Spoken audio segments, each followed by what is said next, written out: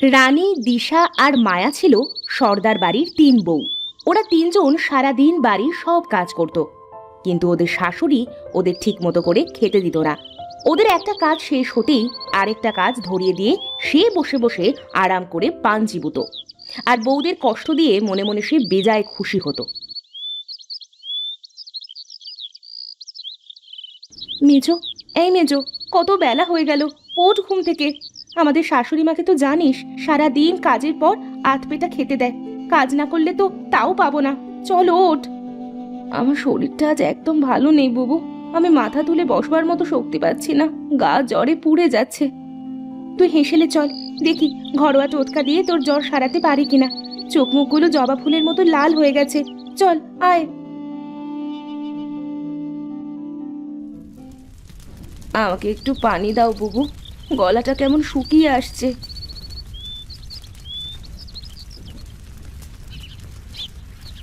আমি ঘরে সব কাজ করে দিয়েছি, এখন চলো তোমাদের রান্নার কাজে সাহায্য করি।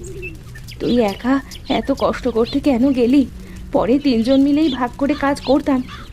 এ আর এমন কি কাজ, ঘর পরিষ্কার করে ঝাড়ু দিয়ে বাসন ধুয়ে এলাম। হয়েছে বাবা, অনেক হয়েছে।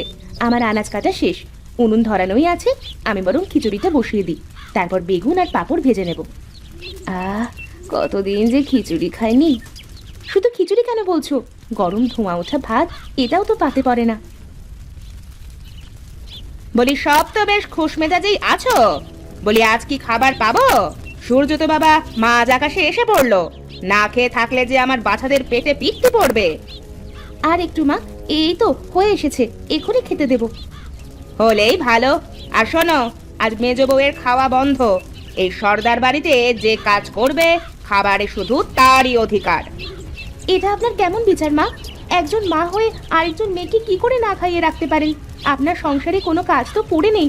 তাছাড়া মেজবাবু তো আর ইচ্ছে করে অসুস্থ হয়ে পড়েনি মা। তোমারও দেখি বড্ড কথা বেড়েছে। বড় বউ, আজ এই দুটোরই খাওয়া বন্ধ। আমার খাবার আমার ঘরে দিয়ে আসবে। শাশুড়ি গটগট করে হেঁটে চলে গেল।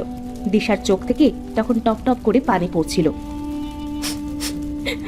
জ্বরের জন্য কাল রাত থেকে কিচ্ছুটি খাইনি, আজও খাবার জুটবে না। এভাবে আর কতদিন? বাবা যে কেন আমাকে এই ঘরে বিয়ে দিয়েছিল জানো বুবু? আমরা খুব গরিব, তবে দুবেলা পেট পুড়ে দুটো ভাত খেতে পেতাম।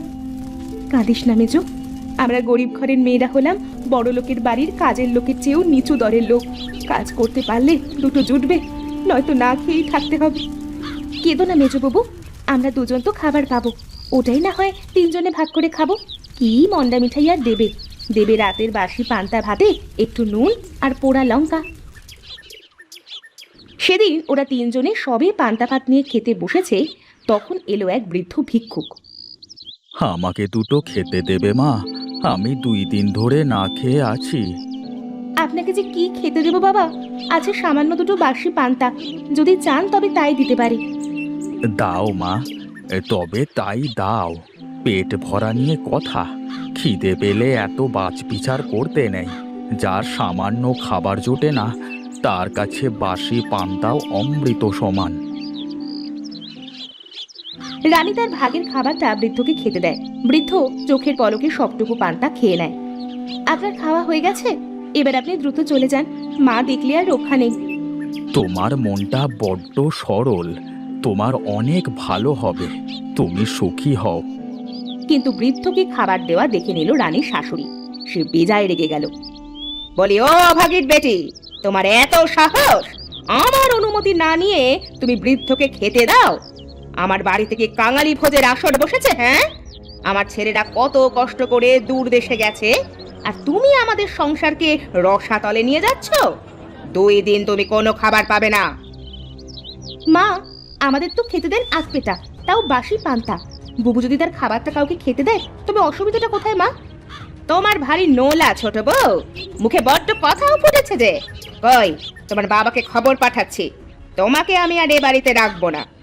তবু ভালো, অবশেষে নরক থেকে মুক্তি তো পাবো। কি, আমার বাড়িটা তোমার নরক মনে হয়? জানো জানো আমার শাশুড়ি আমাকে কত যাতনা দিয়েছে। দিনে মাত্র এক বেলা খেতে দিত, তবুও তার মুখের ওপর দুটো কথা বলতে পারতাম না। আর তোমাদের এত ভালো রেখেছি, তবুও আমাকে অসম্মান করো। তোমার আর এ বাড়িতে ঠাঁই হবে না। আমরা কেউ আর এ বাড়িতে থাকবো না মা।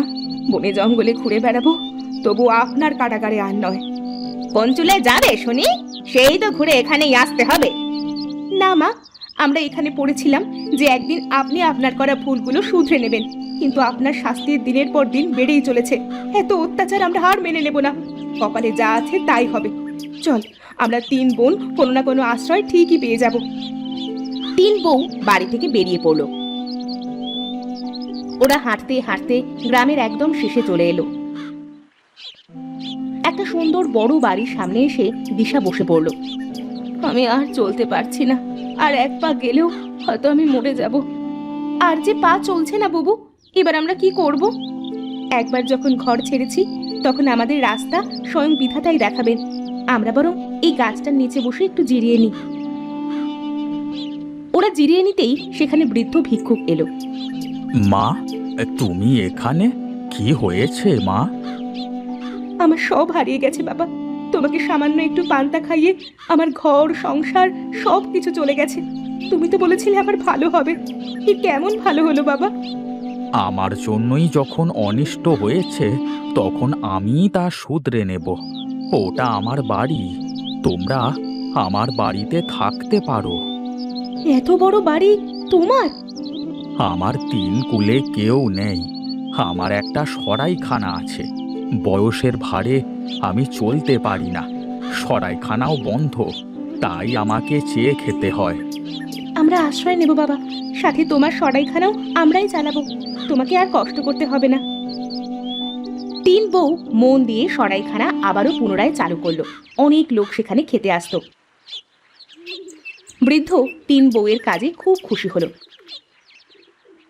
এমনই একদিন 3 বউয়ের স্বামী গ্রামে ফিরল। কতদিন পর গ্রামে ফিরছি, মা আমাদের 3 ভাইকে দেখলে ভীষণ খুশি হবে। ঠিক বলেছ ভাইয়া, কিন্তু বড্ড খিদে পেয়েছে। কতটা পথ এলাম, তারপর এত ভারী ঝোলা। আর সওদা করতে যাব না, যা অর্থ আছে এগুলো দিয়ে আমরা গ্রামেই কিছু একটা শুরু করব।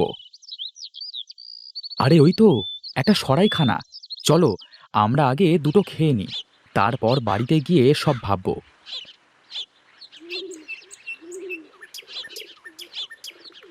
ওরা সরাইখানায় এসে চমকে গেল। ওরা দেখলো 3 বউ মন দিয়ে সরাইখানা সামলাচ্ছে। তোমরা তোমরা 3 জন এখানে কেন? বাবা, সব দোষ আমার।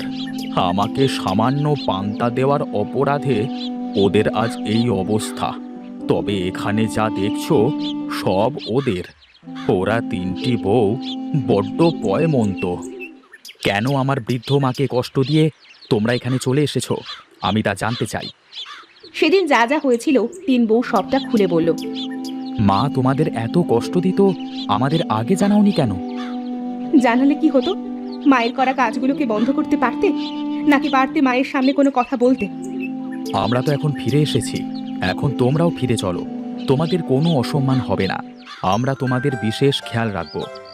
এবার তোমরা ঘরে ফিরে যাও মা, আর আমার যা কিছু আছে আমি সবটা তোমাদের দিয়ে দিলাম। তোমরা 3 বোন এক হয়ে একে অন্যের পাশে থেকো। সামান্য একটু পান্তা আমাদের সুখ শান্তি আর বাবা সবটাই পাইয়ে দিয়েছিল। আমরা ঘরে ফিরবো, কিন্তু তোমাকে একা রেখে যেতে দেব না। আমাদের জন্য তুমি অনেক করেছো, এবার সময় আমাদের। হ্যাঁ, আপনি না থাকলে ওরা কোথায় যেত কে জানে। চলুন, আর না করবেন না। তারপর ওরা ওদের আগের বাড়িতে ফিরে এলো। ওদিকে ওদের দেখে ওদের শাশুড়িও খুব খুশি হলো। তোমরা এসেছো, আমাকে তোমরা ক্ষমা করো। আমি তোমাদের সাথে অন্যায় করেছি। আজ থেকে এটা তোমাদের ঘর। তোমরা যা করবে এটাই এই ঘরের নিয়ম হয়ে রবে। আর কখনো এ বাড়ি ছেড়ে যেও না। যাব না মা, কোথাও যাব না। সব ভালো যার শেষ ভালো। যাও বড় ভাবি, আজ জমিয়ে পান্তা আর মাছ ভাজার ব্যবস্থা করো। পান্তার জন্য এত কিছু, আজ সকলে জমিয়ে পান্তা আর মাছ খাবো। এখনই ব্যবস্থা করছি। মেজো, ছোট, চল চল, হেসেলে চল।